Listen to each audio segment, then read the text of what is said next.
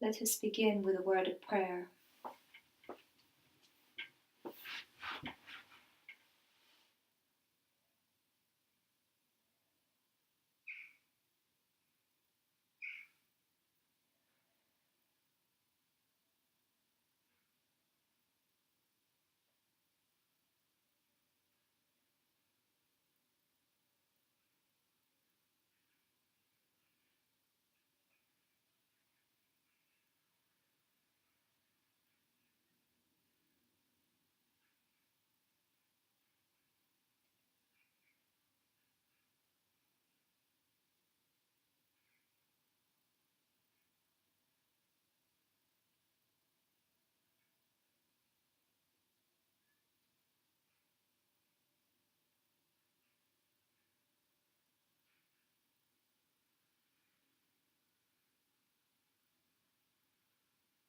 Amen.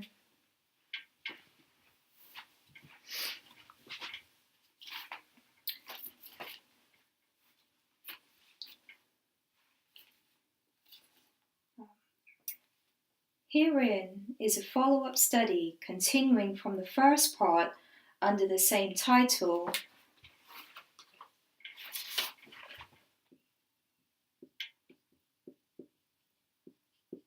A Time to Heal, in which, to condensedly mention, it was looked at that the definition of the word heal found in Ecclesiastes chapter 3 verse 3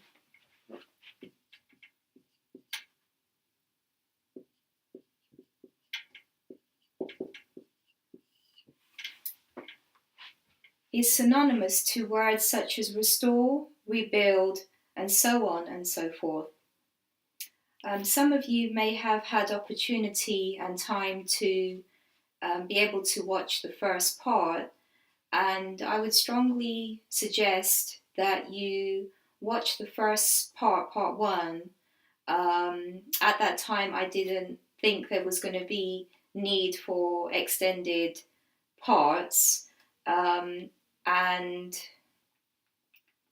so I would strongly suggest you watch part one in order to know and to understand what is being presented herein, because, as said, this is a continuation of that first part. There may be need of a third part, but we shall see how we proceed. And as I go on further, it will become evident if a part 3 will be needed. But as of this moment in time, I believe that I will do as much as I can to include within this second part the necessary and important areas that need to be addressed. And so in the first part, it was also identified that these words heal, restore, rebuild, etc. have an application, especially to our time, the time of the end. Therefore, it is and has been submitted that we are now in this time to heal. So if I just write the words we've been looking at, heal, which I'm suggesting heal taken from Ecclesiastes chapter 3 verse 3 is synonymous with restore, rebuild, amongst others, and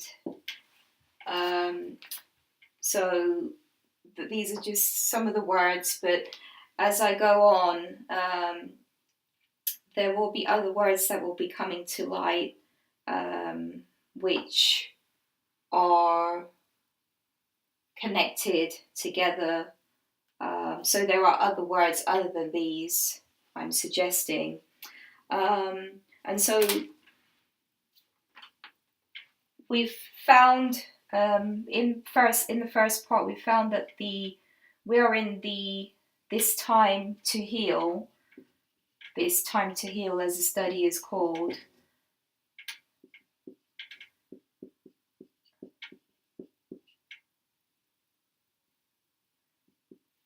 And this time to heal is within the time of the end.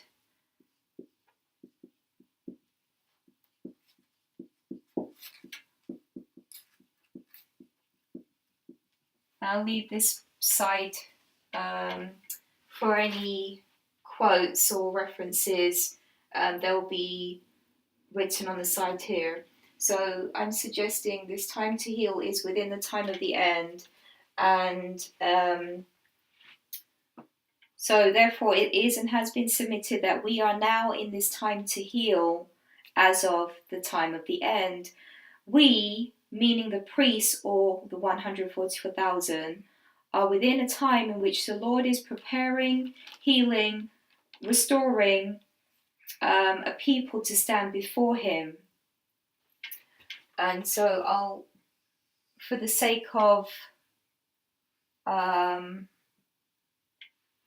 reference, 1989 is our time of the end. We've looked at this in a few other studies already, you may recall, but just to draw to your attention and also to remind all of us that this is the beginning of the history of the priests, or the 144,000, the time of the end, 1989. And we're in this time of healing, restoring, which is the time of the Lord's preparation, the day of the Lord's preparation, as we looked at in part 1. And so it has become present truth to experience this work of preparation in this present time. And this work of preparation we've looked at is the healing, the restoring, the rebuilding, and so on.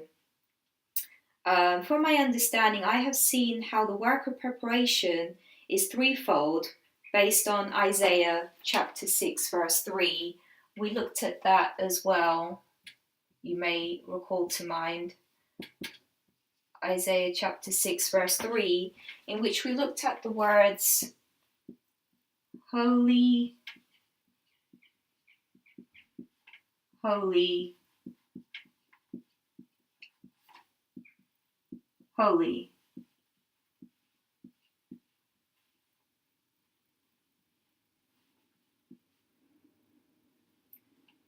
So we looked at these words in part 1. And these three holies, I would submit to you, as said before earlier, are paralleled with the three parts of the human nature: spiritual, intellectual, and physical.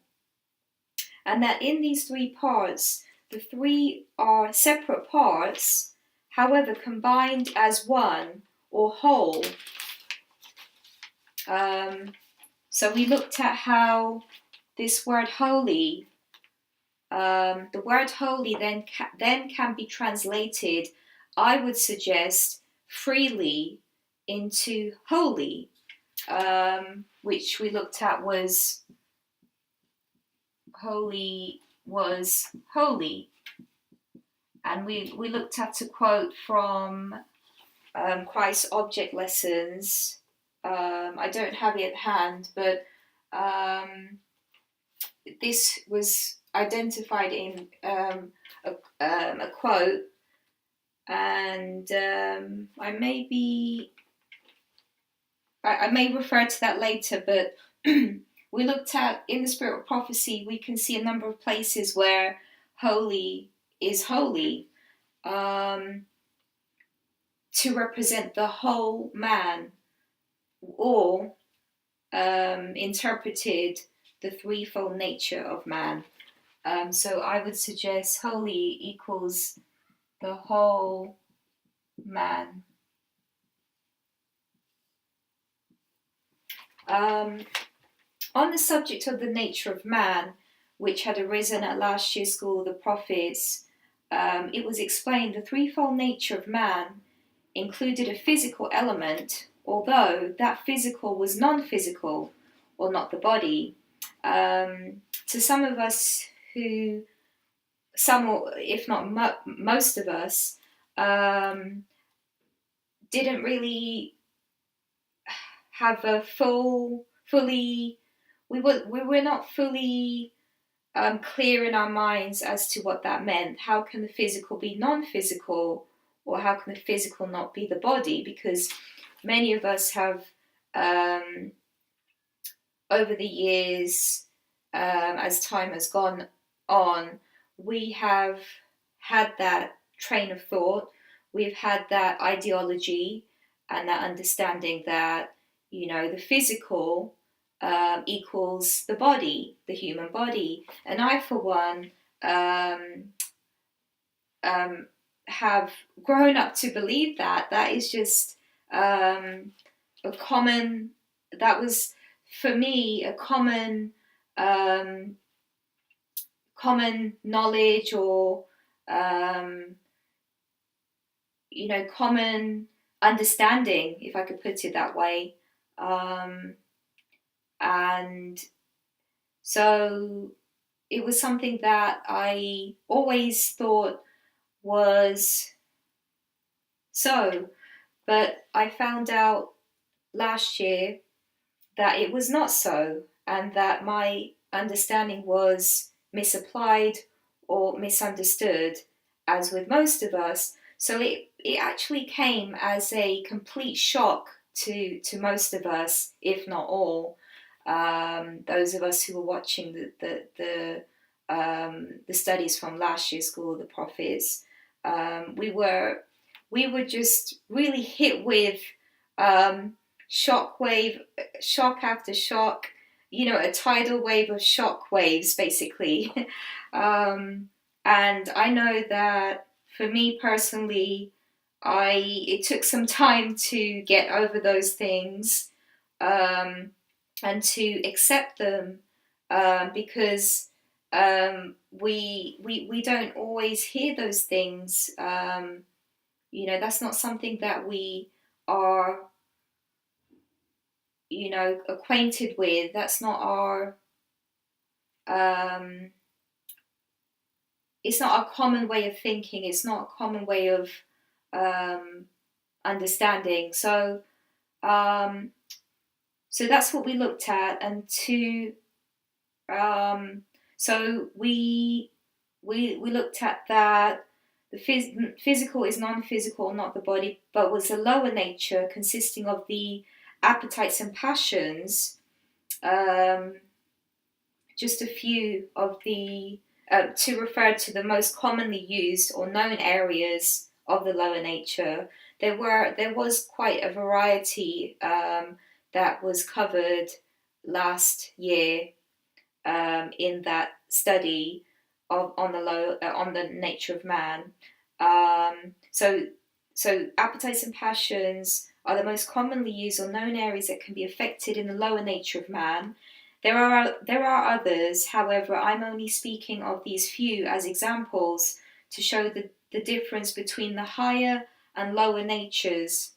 The lower nature, as discussed, must be brought into subjection or controlled by the higher nature being reason, conscience, judgment, and overall the will, which, as we may know, Sister White, she points us to as she points us to that that fact that the will, the power of the will, the power of choice, must be understood, correctly understood, and so that is something that we must understand, you and I, in terms of salvational. We must have the understanding of the power of the will in order to have the right experience, the Christian experience. And so, which once is in control, when the will is in control, or the higher nature of the lower nature, can overcome sin. The higher nature, the higher must be the ruling power over the lower nature in order for man to develop a character after Christ's character. This study, as aforementioned, is not in any manner seeking to disregard what was taught at School of the Prophets last year, when we were going through the Nature of Man series. Yet similarly, the primary purpose for this being presented is to interject a third element of the physical being, the physical or the body, as I believe health to be part of, or at least should be part of, the work of preparation, healing, restoration now taking place within this movement, as we speak of the work of organization taking place amongst us as it has begun from 2001 or 9/11, as we know it as the way marked to be. And so the work of organization began from 9/11.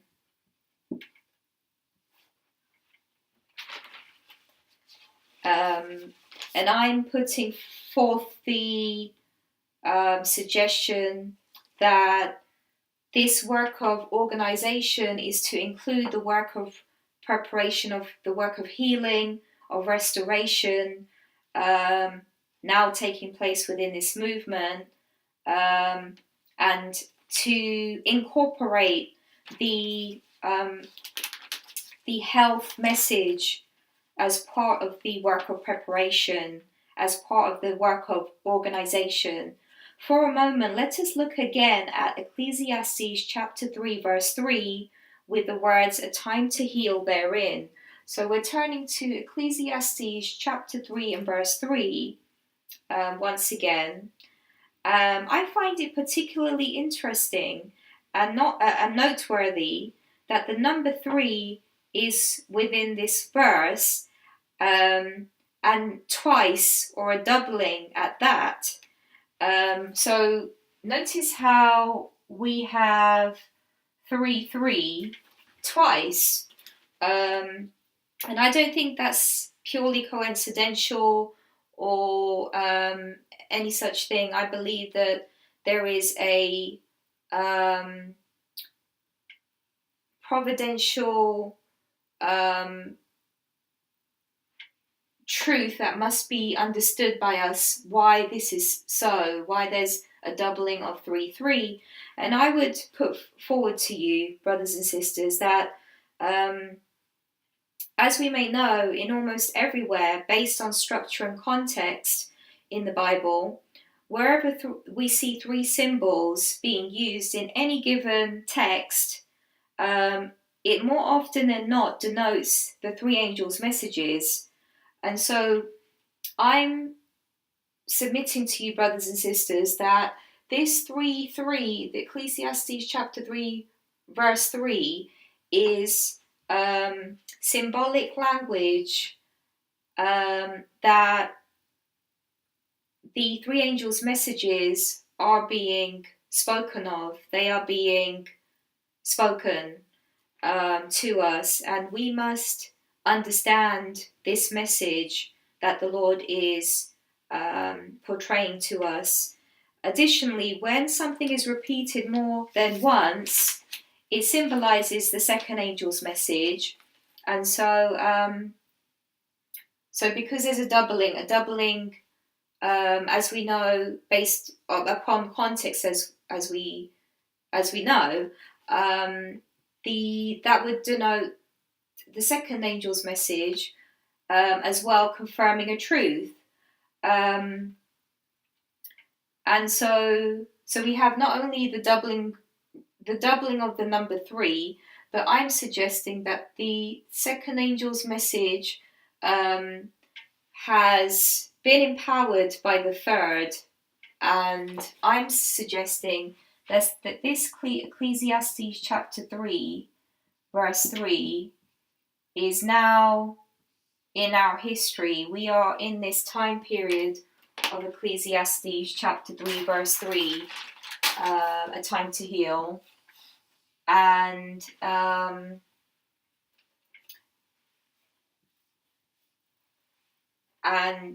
so the second angel's message was empowered.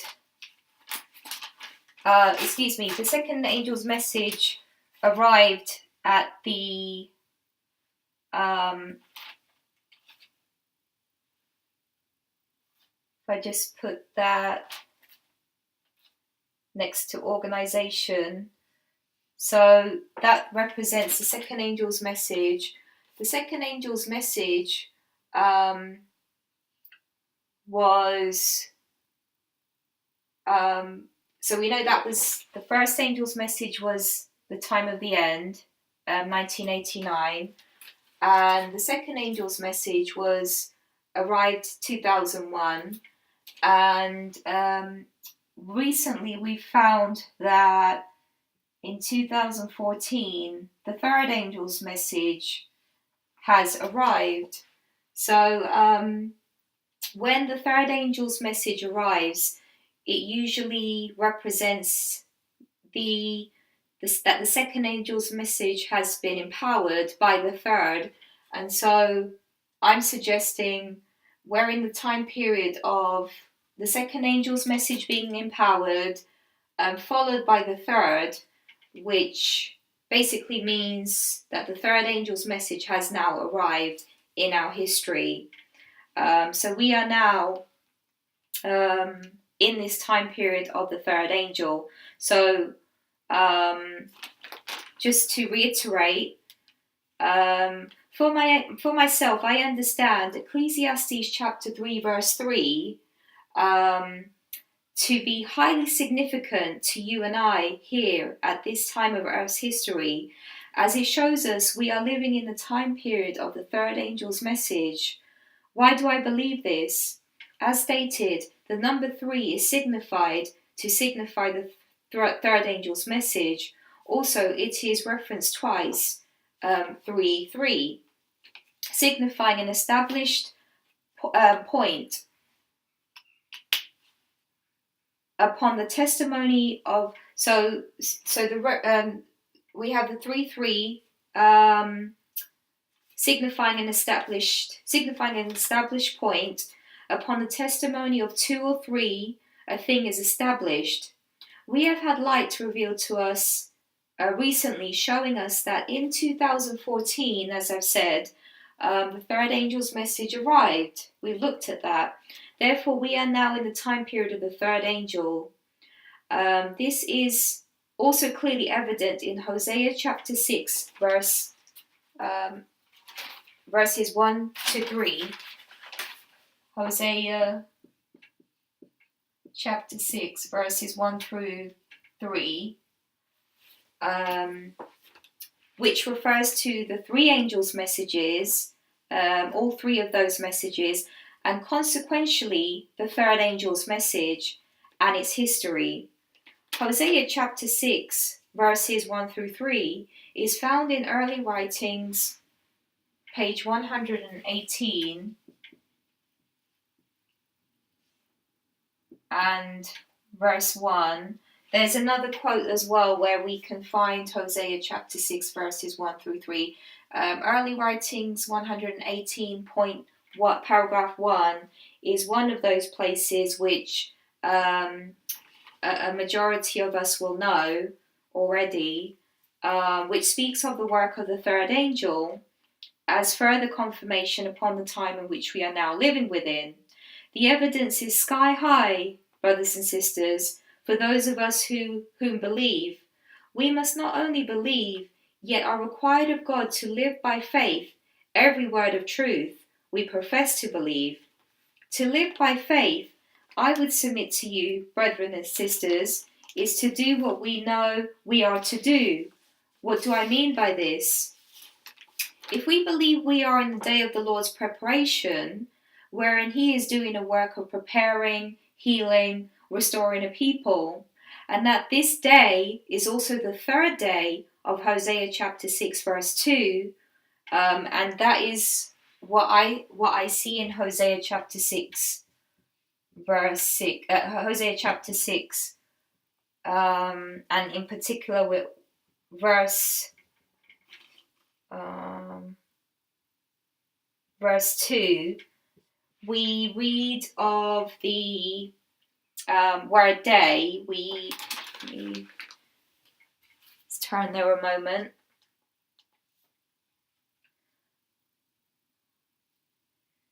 So we're turning to Hosea chapter 6.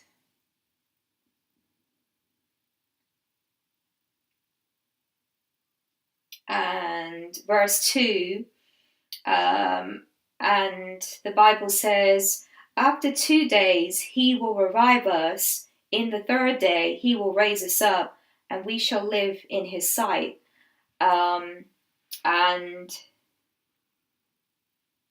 so, in fact, let me read all 3 verses, because this would be in context with this study, and it would.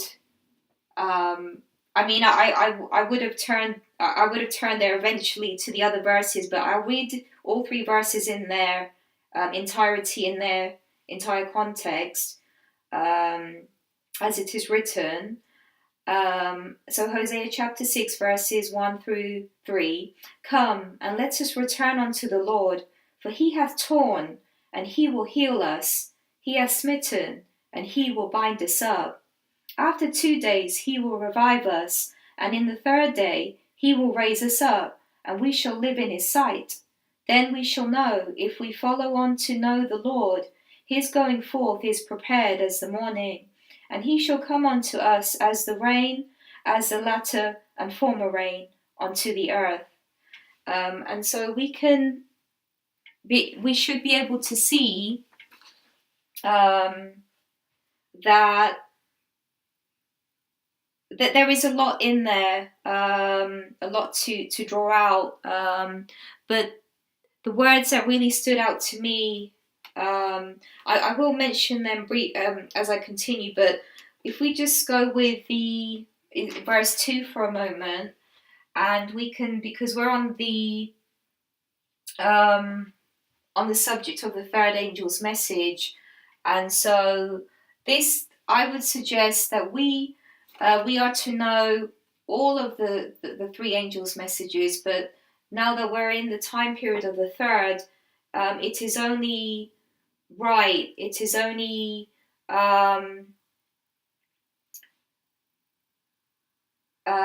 rightful to turn to the verse where in that time period of the third angel, and to be speaking of that angel within its time, within its history. And so the third angel and its history began 2014, and also we learned that this is the time period of the latter rain also. And so we read that as well in Hosea chapter 6 verse 3, which speaks of the former and the latter rain.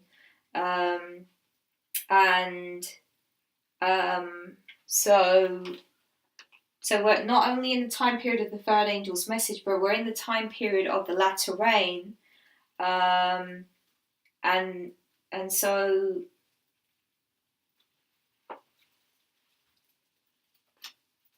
we can see that from from Hosea chapter 6 verse 2, that the word, you may have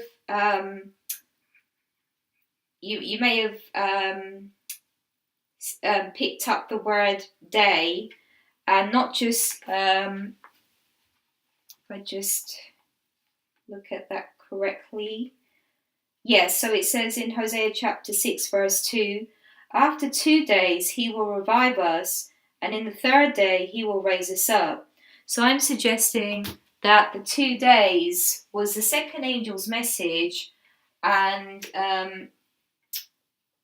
the Lord has begun to revive his people within this time period. We learn about this. We can. I won't be going into that particular aspect in this study, but we learn about the valley of the dry bones. Ezekiel chapter 37, where when we think of revive. Most of us, our thoughts would go towards when we think of the word revive, most of us would turn our minds would turn towards Ezekiel chapter 37, the valley of the dry bones, and how those dry bones are to be revived. It is through God's prophetic word, and his prophetic word is the prophecy. The prophetic word is the everlasting gospel. So we know that the gospel is prophecy, and prophecy is the gospel. We can find that in a number of places in the Bible and the spirit of prophecy. But the everlasting gospel is the three angels' messages, and we can. I won't be going there in this study in terms of speaking of that. What is the gospel? What is prophecy? But I'm suggesting that they are one in the same, and that we are to have a correctly applied understanding of those things, and Lord willing, I hope to present a study based on that particular subject in terms of prophecy, the gospel, and we'll take some time to look at that within another study, Lord willing.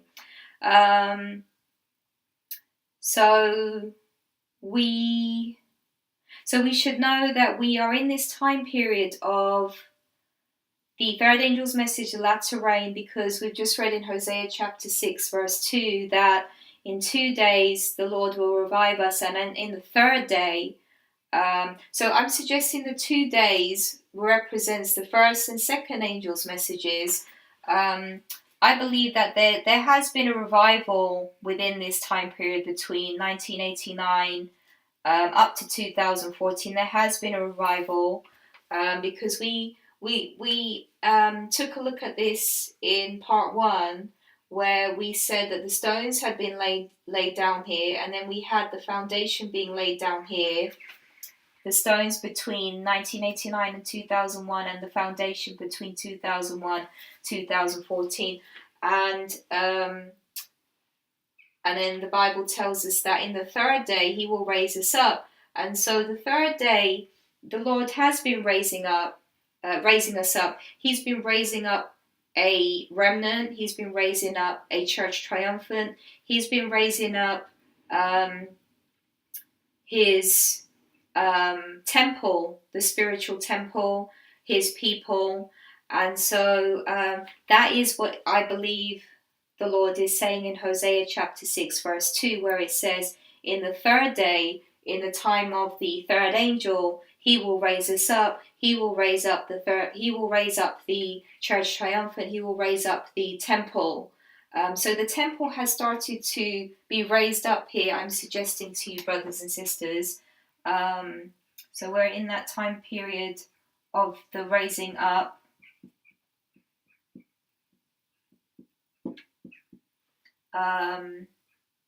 And I'll put here raise up and then temple. So the temple has begun to be raised up here. from 2001 and continuing onwards. And I'll just put here as the end of the priest line 2000, the end of the priest line midnight would be the end point. So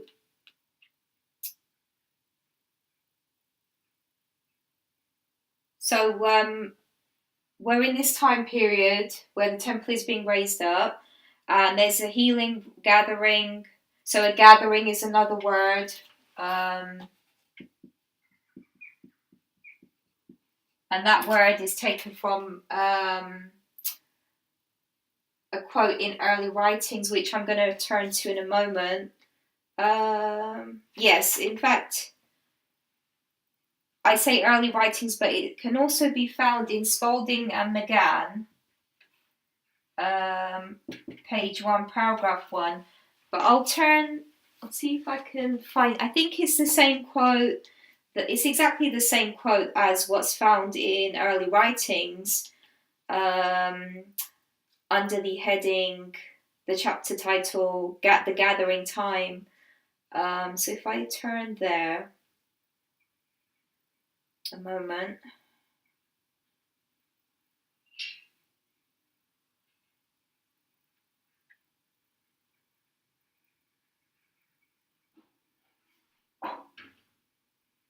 I'm looking at this chapter whereby it says here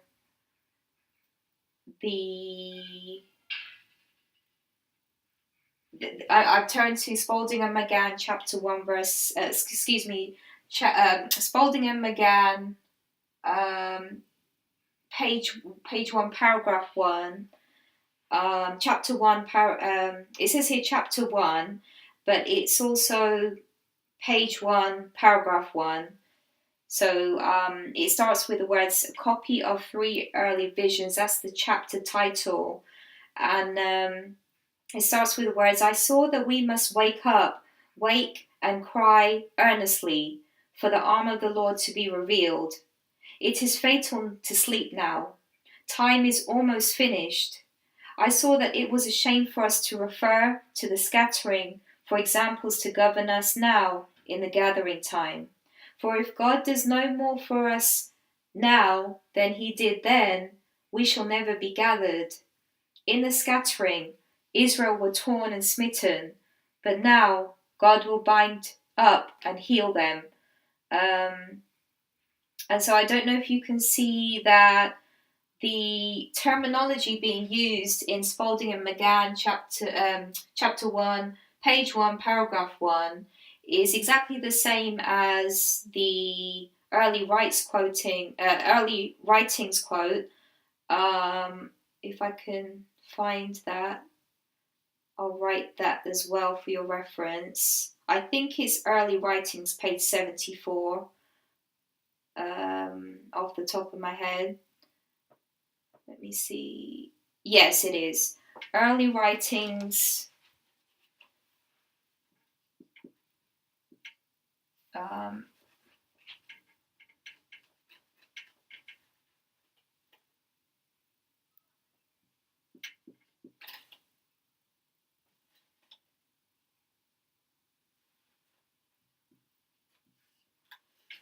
And some of the wording is slightly alternated, but it's basically speaking of the same subject, which is the gathering time.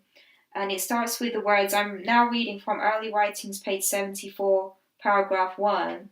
September 23rd, the Lord showed me that he has stretched out his hand the second time to recover the remnant of his people, and that efforts must be redoubled in this gathering time.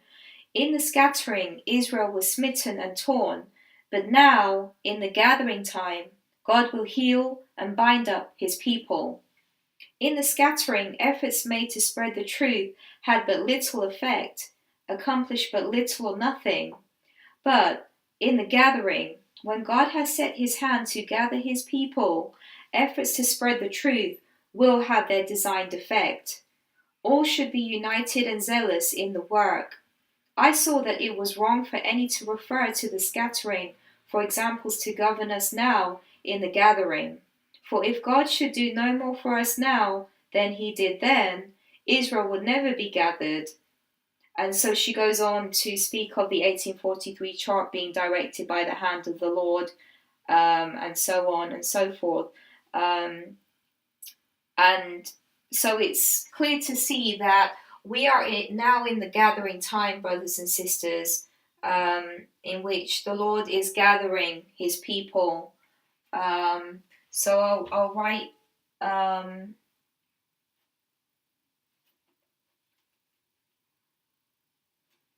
and I believe this gathering time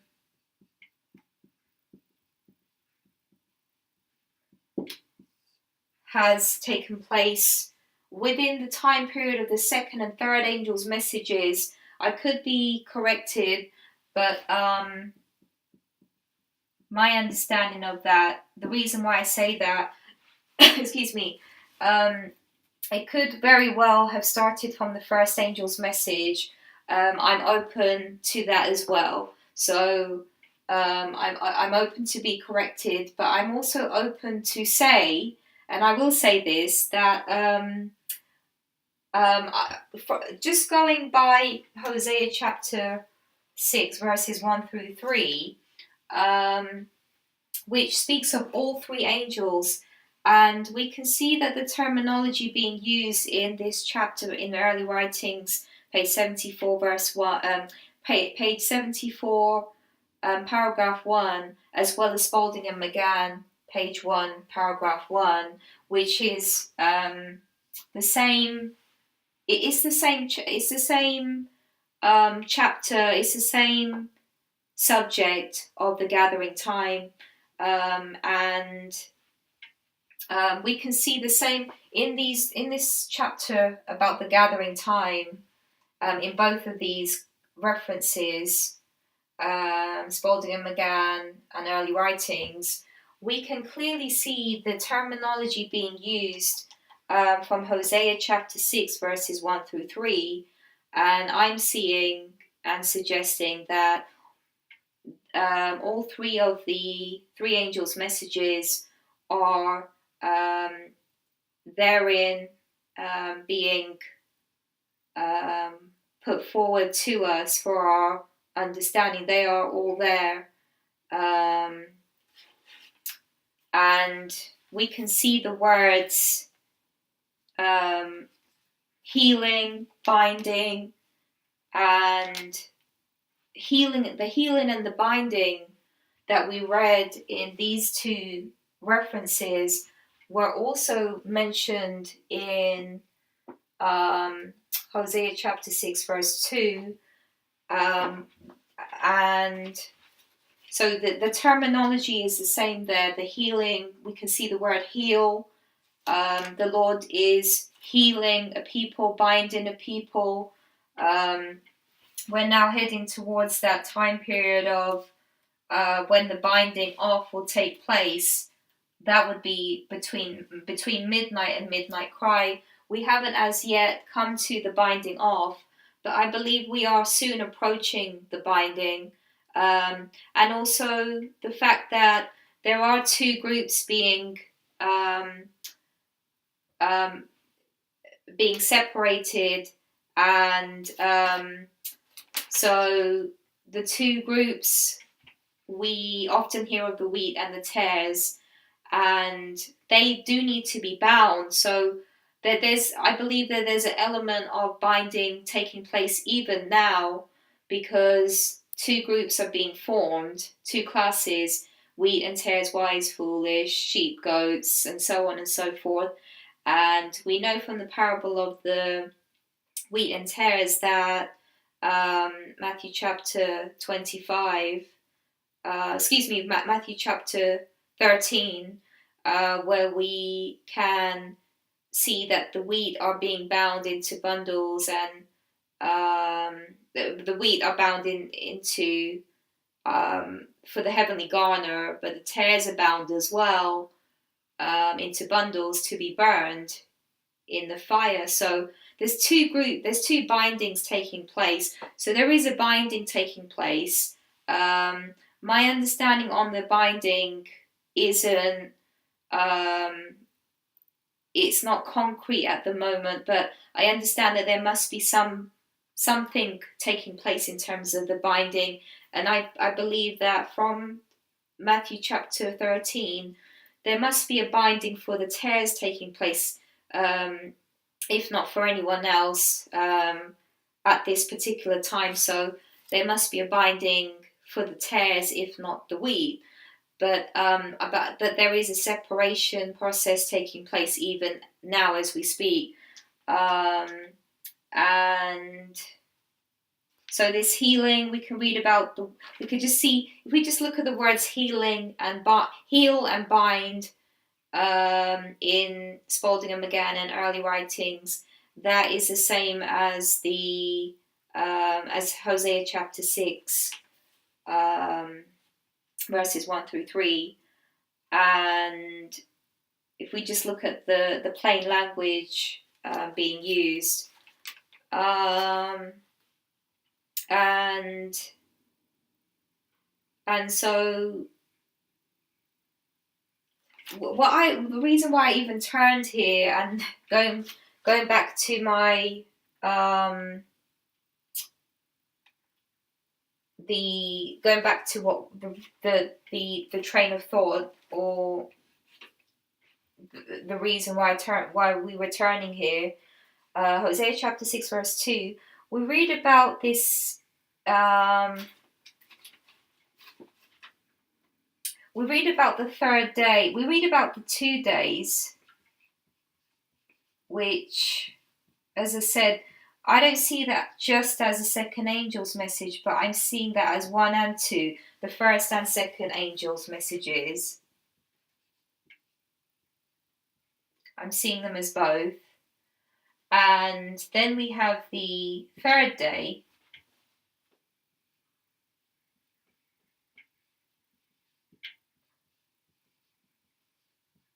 And this third day is, I'm suggesting, the third angel's message. So you have the 2 days, and then you have the third day. And the 2, I read that as 1 and 2, because otherwise it would have said second day, but it would have been, and it says days, plural. So I think there's more than one angel being mentioned there. I believe, because it's plural and it says days and not day, not second day or 1 day. It says 2 days, so I read that as first and second. I'm willing to be corrected once again. And then it goes on to say in the same verse 2, Hosea 6, that in the third day, and I read that as the third angel's message. So we have in the 2 days a revival and then a raising up. So I won't write that there, but I'll just write it here. So this revival, I suggested this before. The revival is from it started from 1989. I believe it's progressively, slowly moving forward. There's been a progressive, gradual revival taking place, but more so from 2001. But I can see that the Lord has been, because of the laying down of the stones, I believe that was the beginning stages of the work of the revival, or the restoration, as it were, that the Lord is doing, his work of preparing a people. And I believe that his work of preparing a people started in 1989, the time of the end, the beginning of the priests, or the 144,000. But more so in particular, 2001, 9/11, that is the sort of, I would suggest, the reference point for where the revival took place. So in particular, I would suggest the revival started 2001. and it's continued to 2014, and now this raising up has taken place. So this revive and this raising up are mentioned in Hosea chapter 6 verse 2 under the first, second and third angels' messages. So this work of revival and this work of raising up has and is taking place under the first, second and third angels' messages. So the third day is a symbol of the third angel. Of early writings 118 paragraph 1, we read the work of the third angel. We've read that in a previous study, so I won't read that for the sake of time. You may want to look at that in your own time. As well as also we read in our key scripture, Ecclesiastes chapter 3 verse 3, which is plainly evidence that we are in the time of healing, gathering, restoring. All these things are now taking place. The latter rain has begun in this time as of 2014. We've addressed. When we know these things, brothers and sisters,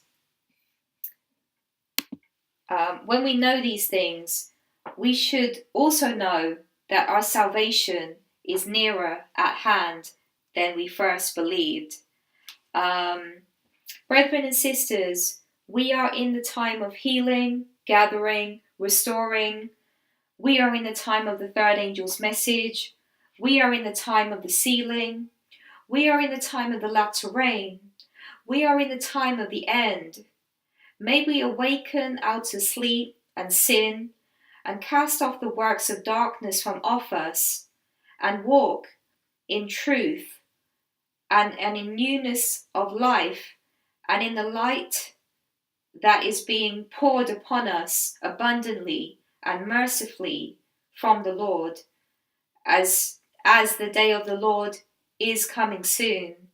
And so we are in the time, we are in the day of the Lord's preparation at this time, but there is a time coming which is the day of the Lord, and may we be prepared to meet that. I am of the solemn conviction, brothers and sisters, we should not now be omitting the need of health reform. And I've mentioned this previously, and I mention it again. And so we should not be omitting the message of the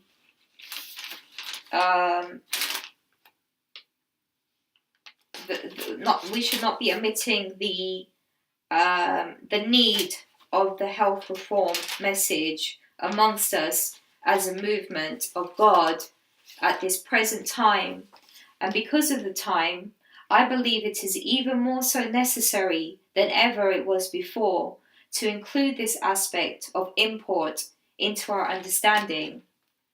And I wish to also to clarify and to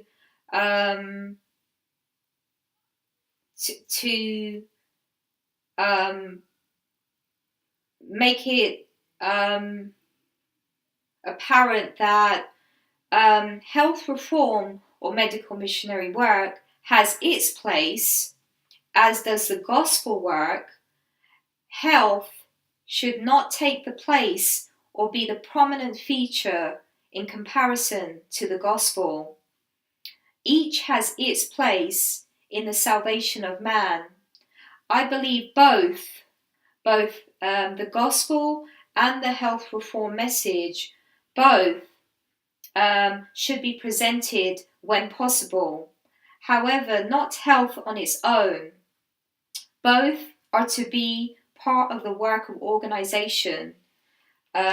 This may have been earlier addressed, however, I thought it worth repeating, as I don't wish to come across as someone who is promoting the health message and giving greater emphasis to the health message. more so than needed. I believe that we should be teaching the health message. We should be understanding it and applying it correctly as a people of God, as priests in this movement. And I will be going into that more, but I did touch on it briefly that these three holies, which we read of in Isaiah chapter 6, verse 3, the third, these three holies are representing spiritual, intellectual, and physical. And the physical I'm suggesting is the body, and that we are to be aware of the human body, that we are to understand rightly the health reform message and to be living it, brothers and sisters.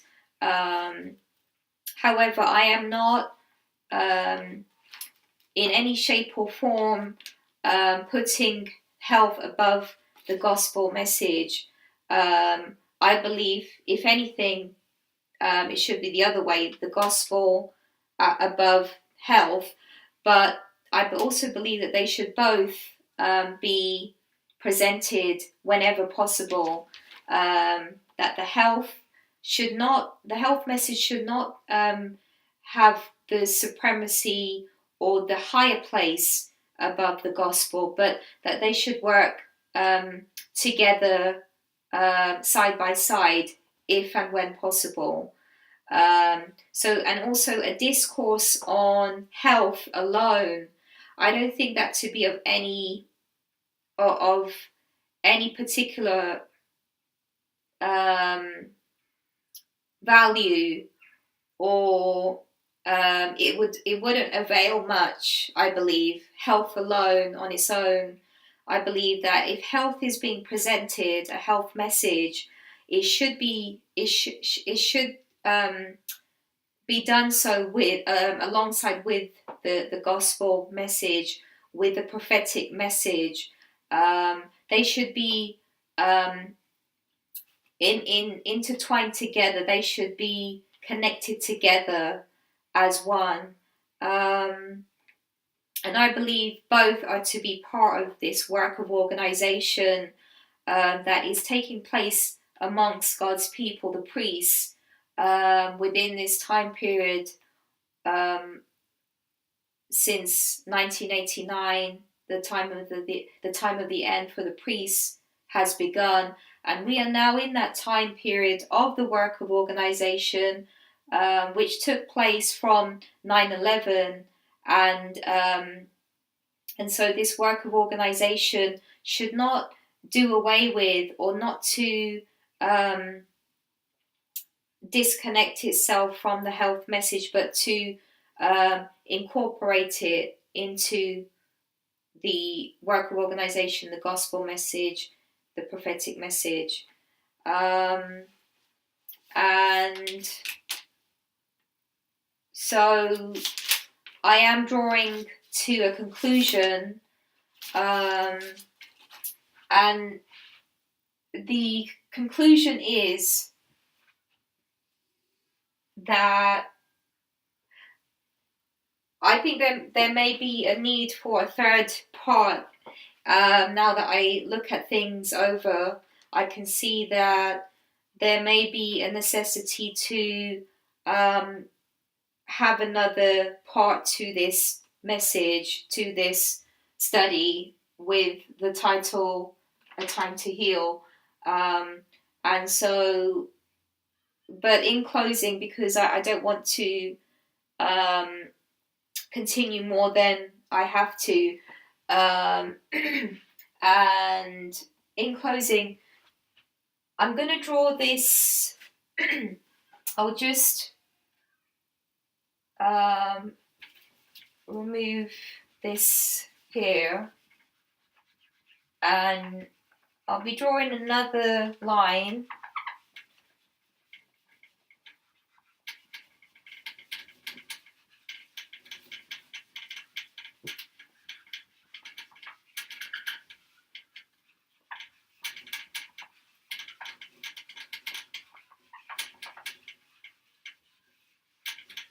to show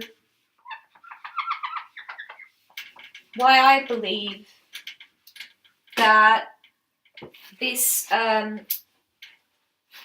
this understanding of having and knowing the health reform message is a one of importance, of significance to us. So I'm going to show, see if I can.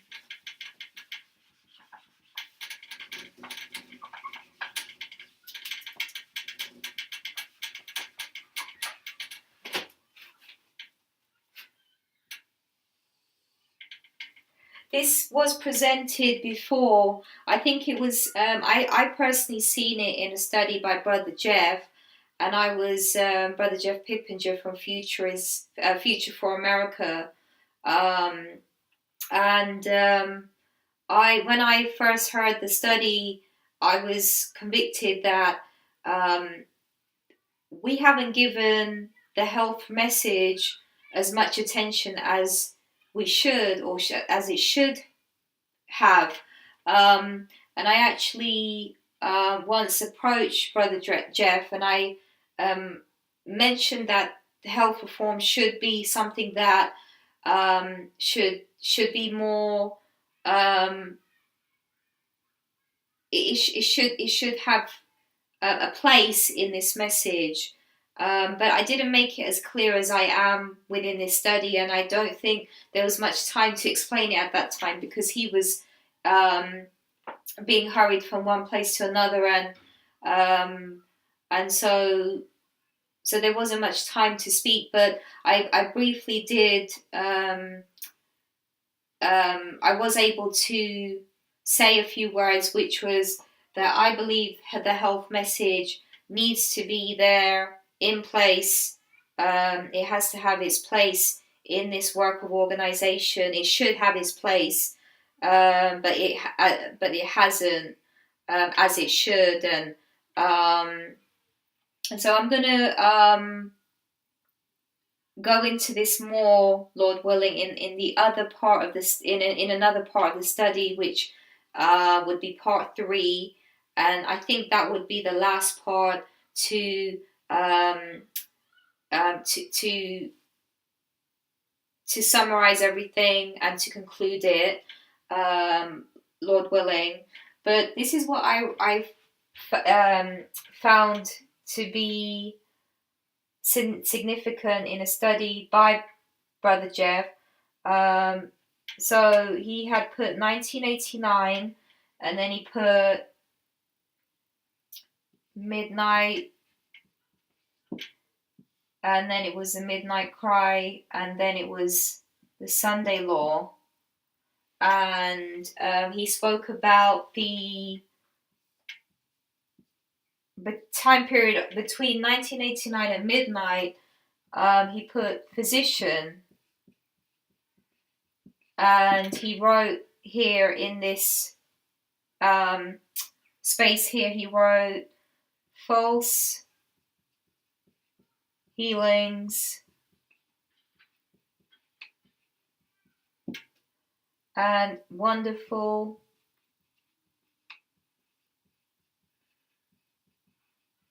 work, or miracle working.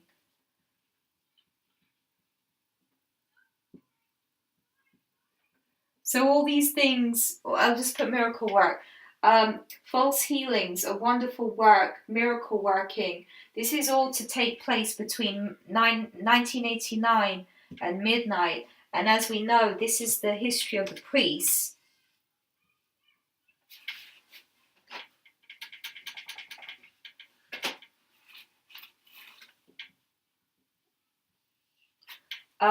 So within this history of 1989 to midnight, there was, Brother Jeff mentioned this in a study. I don't have the study name in my mind at this moment. I cannot seem to remember it, but it was done either last year or the year before. But I think it was last year, some early part of last year, and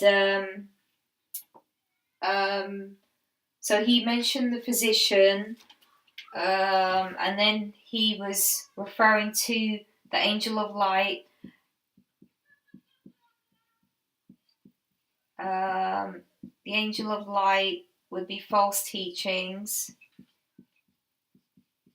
between midnight and midnight cry, and that's the history of the Levites, as we may know. And then you have the personation of Christ.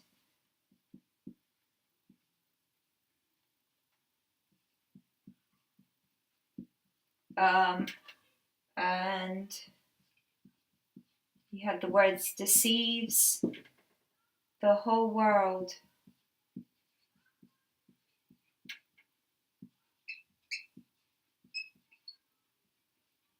Deceives the whole world except for people of God. So I just put God's people. And that would be the history of the Nethinims between midnight cry and the Sunday law. So he had drawn a line. Brother Jeff had drawn a line on the bigger scale, as you can see, going all the way up to the Sunday law. But what and these if you type in the words physician, Satan and physician, Satan and the angel of light, Satan impersonates Christ, you type in those words, you'll find a plethora of different quotes by Sister White, which she speaks again and again of these false healings, false teachings, and the angel of light, the personation of Christ, so and the physician. All these things are mentioned in Sister White's writings, and what particularly, because we're now in this history of the, even though that was on the bigger scale, that line that Brother Jeff did, I think a year or so ago, what I was thinking of, because we're in this history now, and this applies to you and I, brothers and sisters, as we know, the priests, and so we're in this history of the physician. Satan is he's going to present himself as a physician with false healings, miracle working, a wonderful work, and so what I thought of was that when you look at the alpha of apostasy, you had the that we may know that consisted of the health or medical missionary work carried out by Kellogg, and Kellogg was, as we know, a human physician. So he was a human physician or healer, and what I'm suggesting is when we look at the history of the alpha of apostasy, you see the work done, the medical missionary health work done by Kellogg, who was a human physician, a healer, and that was known as the alpha of apostasy. And what dawned on my mind was the omega of apostasy would result in a similar work, which I'm suggesting would be of the same similar nature, being health and medical missionary work. However, it would be Satan appears as a physician or healer at midnight. So this would actually be Satan himself. Satan appears as a physician or healer at midnight. So what I'm suggesting is that the end is illustrated from the beginning. So the alpha being the beginning, and this would be the alpha being the beginning,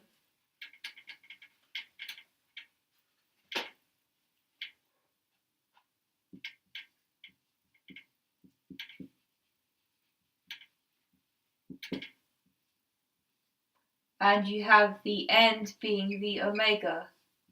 So the end is being illustrated from the beginning, the omega is being illustrated by the alpha, and the alpha pertained to the health or the medical missionary work, which had Kellogg as a human physician or healer, and then I'm suggesting the omega would result in a similar work of a similar nature, which would be Satan himself appears as a physician or healer at midnight.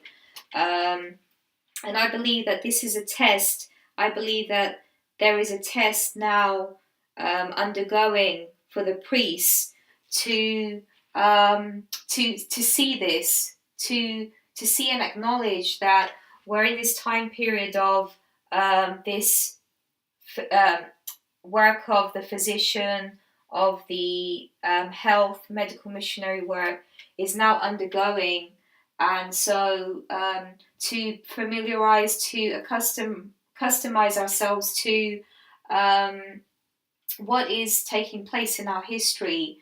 And so what I've basically drawn here is a line to show that it's on the bigger picture, but on the smaller picture, which would be just our history, which I've encircled here in the blue, 1989 to midnight is a time period for you and I, brothers and sisters, the priests. This is showing this history, 1989 to midnight, for the priests, is to show the significant role of health or medical missionary work, the false healings and miracles to take place at midnight. So this false work, this false healing, the false healings, this wonderful work, this miracle working is going to take place at midnight, when Satan appears as a physician, as a healer with his false miracles and healings at midnight. Therefore, God's people, you and I, brothers and sisters, as the priests, we must go forward with true healings and true miracles and carry out this work of medical missionary work, of the health reform message, of true healing and health. Before midnight, we need to be acquainted and educated with the understanding of what it means to you and I to have the health reform message. What are we to do with that message when that time comes, when midnight comes? Because when midnight comes, there is not much we will be able to do. That is why our resources will be restricted at that time. We will not even have time, I believe, to be informed, to be educated, to be practicing the things that we now have time to practice. So I believe we must have this understanding, this experience of true health, true healing, medical missionary work before midnight, because it will be too late then, brothers and sisters. We need to have this understanding now, and to understand it, to live it, to practice it, because the Lord wants a perfect people. He wants a people to be prepared before midnight. He is waiting for you and I, brothers and sisters, to be holy, consecrated vessels of honor unto Him. He wants us to be. I've taken it out, but it said as it says in Isaiah chapter 6 verse 3, holy, holy, holy is the Lord of hosts. The whole earth is full of His glory, and so the Lord wants us to be holy, holy, holy, consecrated unto Him, and that involves the three elements: the spiritual, the intellectual, and the physical. And I'm here by addressing and suggesting that the physical is the physical, it is the body, and it is to be included in the work of organization. We as a people have not given it its rightful attention. We have not included it into our understanding as we should have done, but we have yet time to do this. And once again, to reiterate and um, to point out that, to clarify that I am not in any means at all placing the health reform message above the gospel message. I believe and am convicted that the gospel message has its place above the health message. However, the health message should have its place. It should be given its place in the health reform, in the gospel, together with the gospel message. And in closing, a quote came to mind. I don't know if I'll be able to find it at this time, but if I don't, then I may need to include it in part 3. I'll just see if I can find it in these last few minutes.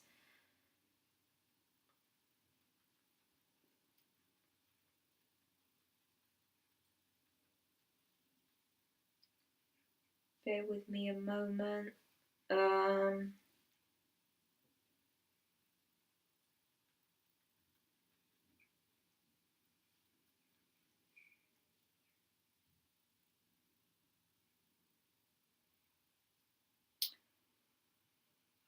I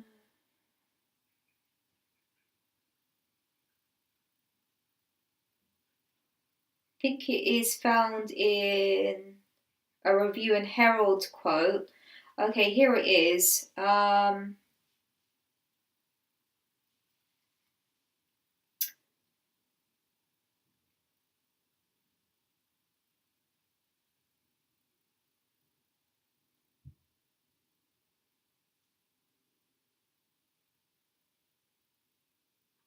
However, I don't think. Yeah, I'll leave this out. I may include this within the next part if it's necessary, but I will close at this point in time. And just to a brief outline and summary, we've looked at the scripture text, Ecclesiastes chapter 3, verse 3, and we've taken out the words heal, because of the study entitled under the title "A Time to Heal," which is taken from Ecclesiastes chapter 3, verse 3. So we've focused in on the word "heal" in that scripture, and we've said how the word "heal" is synonymous to the words such as restore, rebuild, gather, and that since the time of the end, 1989 for the priests, we have entered into this time, a time to heal, spoken of in Ecclesiastes chapter 3, verse 3. And this time to heal is within the time of the end. And there has been, we also looked at Isaiah chapter 6, verse 3, which was going a step back to the last study, part 1, with the same heading, Time to Heal, whereby it was mentioned that Isaiah chapter 6, verse 3 mentions holy, holy, holy 3 times, and there was holy, spiritual, holy, spiritual, holy, intellectual, and holy physical, the 3 areas. And those 3 holies, I'm suggesting that they are, the word holy is holy, the whole man, made up of the threefold nature of the spiritual, intellectual, and the physical. And I'm making the suggestion that the third area, the physical, is the one that I've basically built this study on. This is to do with the third element, the physical, and I'm saying that the physical is the body, and the physical is the physical. It is the body, and the physical is the health reform message, medical missionary work, which should have its place alongside the gospel, but it should not be placed above the gospel. It should have its place, but so I would suggest the gospel is the higher power, as it were, and then you have the physical. So, excuse me, the gospel work would be the higher power, as it were, and then you have the medical missionary health reform message work. That would be the lower nature, as it were, if you were going to apply it in that framework. I don't know if that's valid, but I'm just making the. I'm just sort of measuring the. If you can measure it, there